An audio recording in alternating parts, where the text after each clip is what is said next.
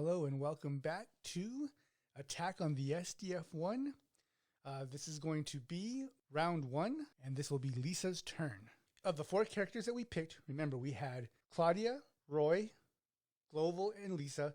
We're going to go ahead and start with Lisa first. We'll go ahead and bring out the scenario book now. Episode 1, Booby Trap. The island of Macross is celebrating the maiden flight of the newly constructed battle fortress named the SDF-1. As the festival starts, strange alien craft descend from space and attack the island and the SDF-1. So Booby Trap. The SDF-1's reflex cannon automatically fires on approaching Zentradi fleet. Roll 1d6 plus 2 on the reflex cannon overload chart and apply any structural damage. Heroes take damage as normal. All right, so remember, in the episode, the SDF-1 was getting ready to take off when they detected strange gravitational readings. That signaled that the Zentradi showed up looking for the lost SDF-1. There was a booby trap set by Zor inside the SDF-1, and it fired the main gun. So this is simulating the firing of the main gun.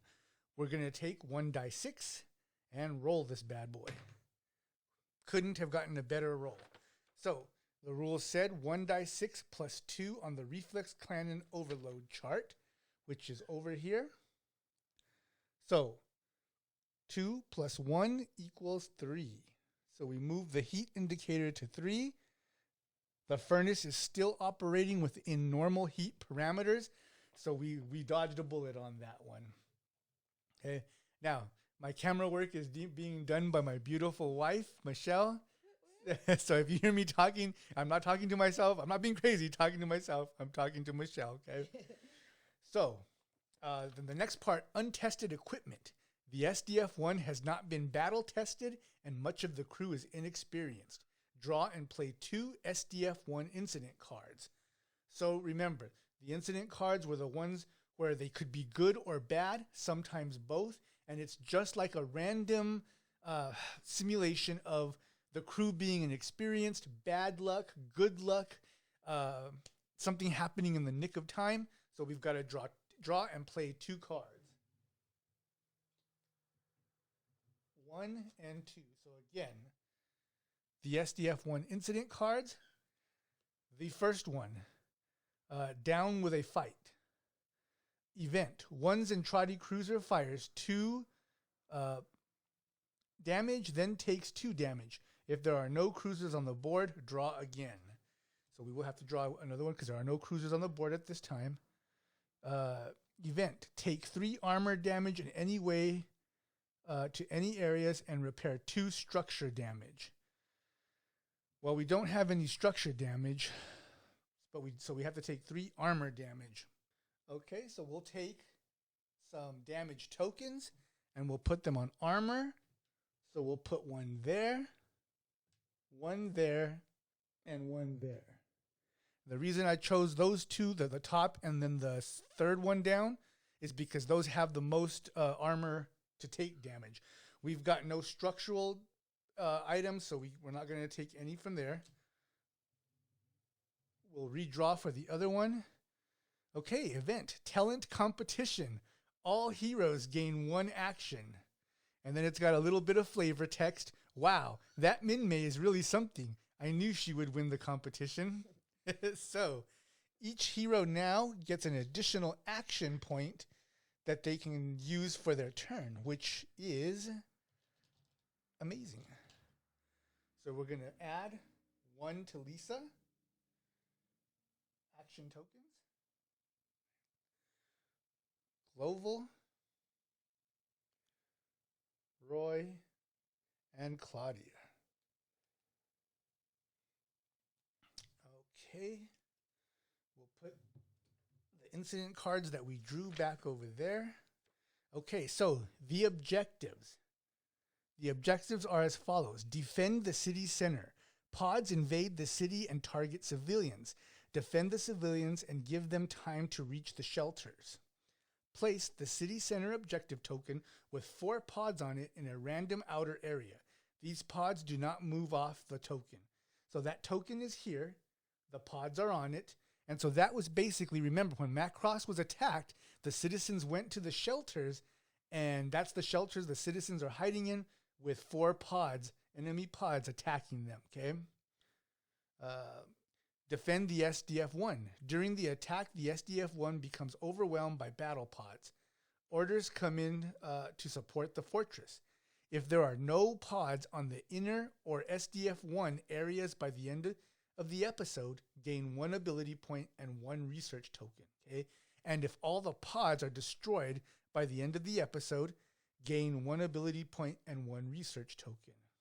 So our objective is to eliminate all 4 of these pods, okay? And if by the end of the scenario, there are no pods in the inner areas or on the ship itself, remember, on the ship, inner areas, then we also get some objectives, okay? So now the last part of the scenario says to draw 1 Zentradi invasion card. So this is going to tell us exactly what the enemy is throwing at us right now. Okay, fold operation. So as you can tell, in the top right-hand corner, there's a number 1. Okay, that indicates it's a green 1, which is good because it goes up to 3. 3 being the most difficult. We managed to grab one of the easier ones. So all pods from this card are placed in inner areas.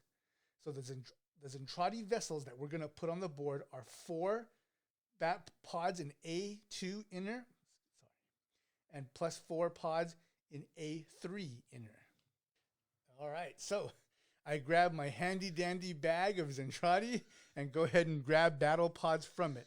Now, the reason that they're in a bag is because when you draw them, there's a reason for drawing them randomly. Each one has a different symbol, and because of that symbol can behave differently when their orders are given.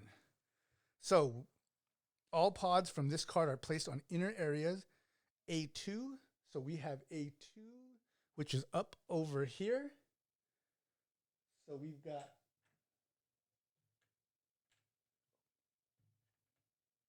four pods in the inner area of A2 and 4 pods in the inner area of A3.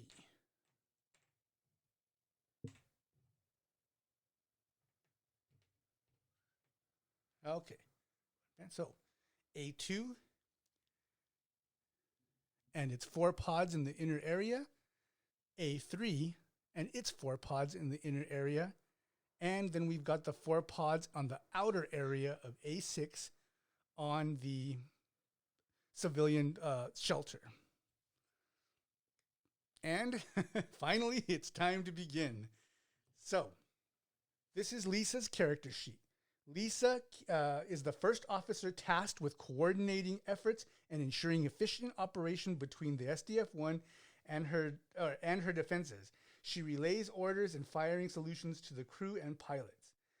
So she can fire the beam cannon. She can activate the resource center.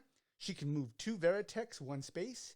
She can shift 1 structure damage, order 1 scout, order 2 destroids, reveal the top Zentradi order, and fire all guns. Okay, but those come at the last 2 that I read come at a cost of 2 actions as opposed to 1 action. Remember, her action tokens, for every action she does, she spends a token, and once she's done, she can no longer act. Her turn is over for this particular round. All right, so to start off, I think what we're going to do is spend 1 of her tokens, and we are going to scout. What that means is, as you can see, Lisa has the ability to order a scout recon ship, okay, a cat's eye recon ship. So since we're going to do a scout order, we will put it in A6. Okay, then we draw a mecha order card. Okay, mecha order. So scouts inflict 2 damage to the area. Pods cannot advance or slide in this area. Great. So as you look at these pods, you'll notice a little explosion in the symbol in the top left-hand corner. That tells you how much damage they can take. So right now that scout did two, like it must have coordinated some artillery or something, and we landed 2 damage. So we will flip these pods, and now you'll notice they have an X on them. Okay, X's indicate that the pod is destroyed. Now that there's 2 different types of damage statuses, destroyed and annihilated. If you're destroyed, on your turn, you still get to act before you're moved out of the board. If you're annihilated, you're removed immediately and you don't get to act on your turn. And the way you get annihilated is to take twice as much damage as you're able to. So these pods can take 1 damage, and if they take 2 damage, that's double. And so 1 damage destroys them, 2 damage annihilates them. So we're already off to a good start with that one. So considering that, that's our main objective right now. I think what we'll go ahead and do, okay, Lisa's going to go ahead and use another token to fire the beam cannon. These are the beam cannons, and they fire into the inner area that they are aiming at.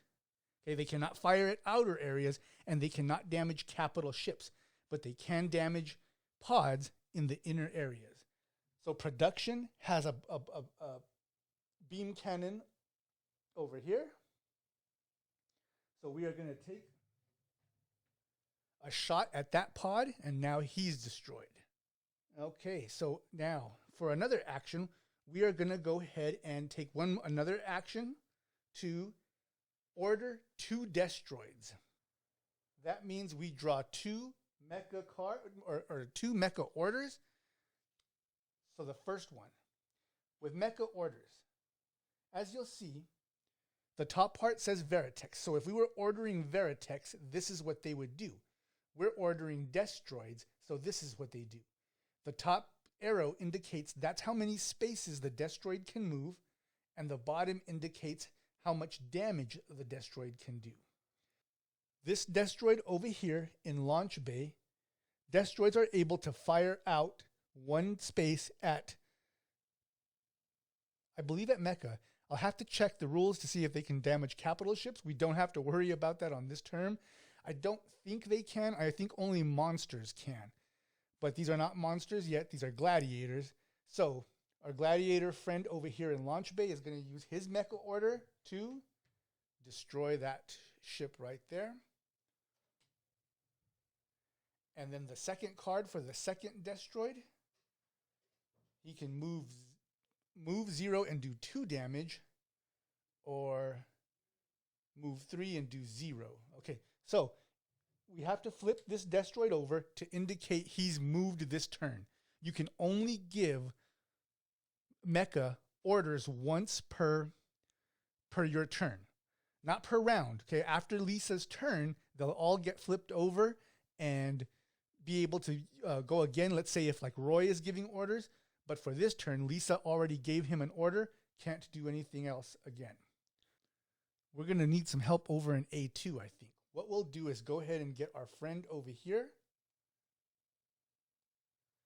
and we will move him into production and hopefully line him up for some fights over there with those guys. All right, so let's see.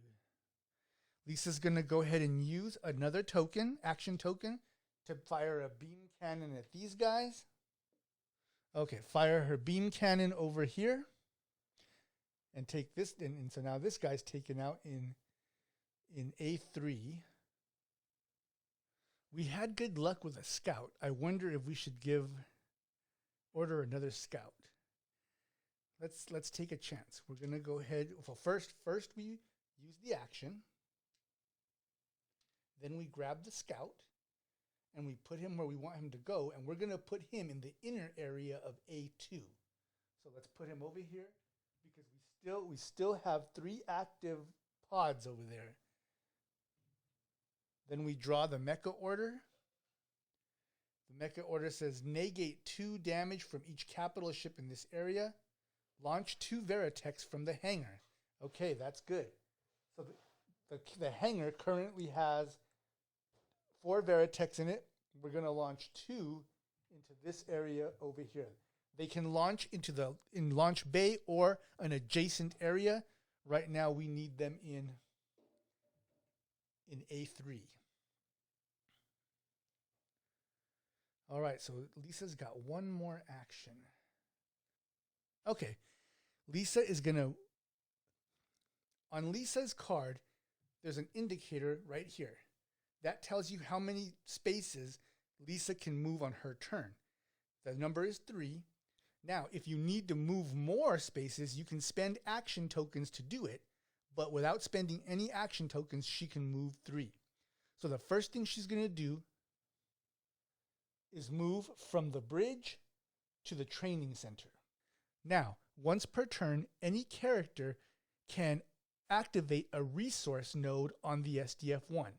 Okay, the resource nodes are the training center, the hospital, the lab, the reflex furnace, production, and the launch bay. Okay, and they all do something, but Lisa is the only one that she can actually activate more than one. So she's going to go ahead and spend her token to activate a resource center so that we still get the free one. So she's going to use that. We will get a used token, and that indicates that so that now we know that resource node has been utilized, and I get to upgrade 2 different mechs.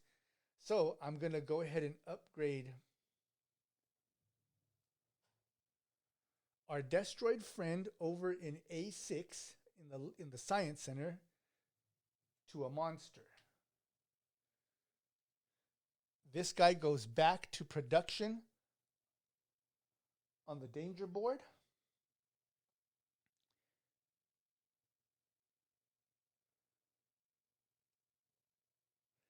And we'll go ahead and update or upgrade the guy that was in the gladiator that was in the launch bay into a destroyed. I'm sorry, into a monster. Okay, so Lisa moved 1. For 2, she's going to go back to the bridge because that's where she's most effective at. Okay, and then for the last turn, remember, each character has an ability. Lisa's ability provides all other player heroes with 1 more action marker. But we have a lot already. No, I changed my mind. We're not going to do that. She went 1, 2, 3. Okay, so I know I'm moving kind of fast, and that might be kind of difficult for the camera. Lisa was on the bridge. She moved here to spend her 1 token to activate that node, the training center, and she upgraded 2 gladiators to 2 monsters. Then that was 1 move, 2 to go back to the bridge, 3 to go to launch bay, and she's going to activate that node for free, and she gets to launch 2 more Veritex. So we're going to put our used token in the hangar so that we know that we activated that node for free. And